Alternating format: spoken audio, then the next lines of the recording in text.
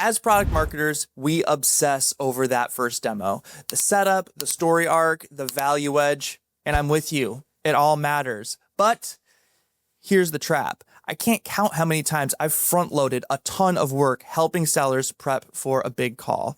Custom slides, crisp narrative, tight messaging. Then I check in after and I hear, oh, I think it went well. I'm actually not sure what's happening with that deal. Are you kidding me? That's so frustrating. Not just because it feels like a missed opportunity to win a deal, but, selfishly, it makes it hard to show the impact of the work that I put in. It's a real problem. We focus so much on helping sellers crush the demo, but then once the call ends, the story vanishes. And then when it comes down to it, the buying team debriefs, the champion tries to retell what they heard, competitors pile on, and before you know it, the message gets diluted or replaced entirely. Getting hit with that situation more than a couple of times made me realize that it's the space between meetings where deals tip. And if PMMs aren't helping with the narrative there, someone else is. Great follow-up does two things. It reinforces your edge and makes the buyer's job easier. Here's a simple follow-up template that you can steal. Let's break down the tactics behind it. Number one, you're packaging the differentiator. Not everything they saw in the demo, just, the parts that matter the most.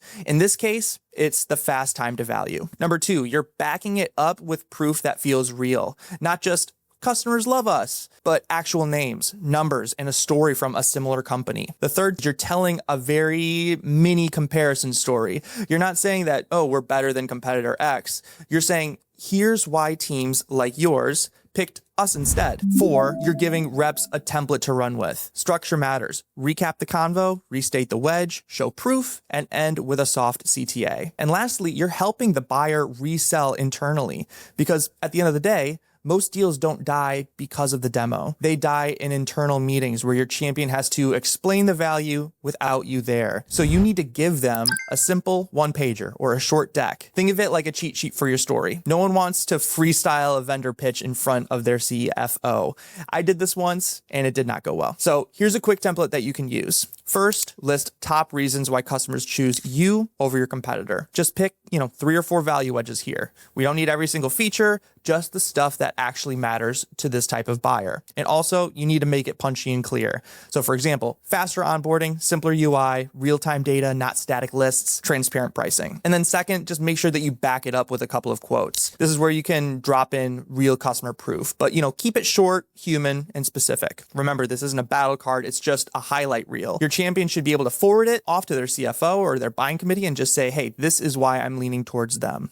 And that's where tools like Deal Tips can actually make a huge difference. Right after a competitive call, Klue analyzes what was said, flags which competitors came up, and sends a short, tailored summary to the rep's inbox. Here's what matters, here's what to say next, here's how to win. It isn't another battle card, it's real-time guidance for this deal, pulled from that call, delivered while the buyer conversation is still hot.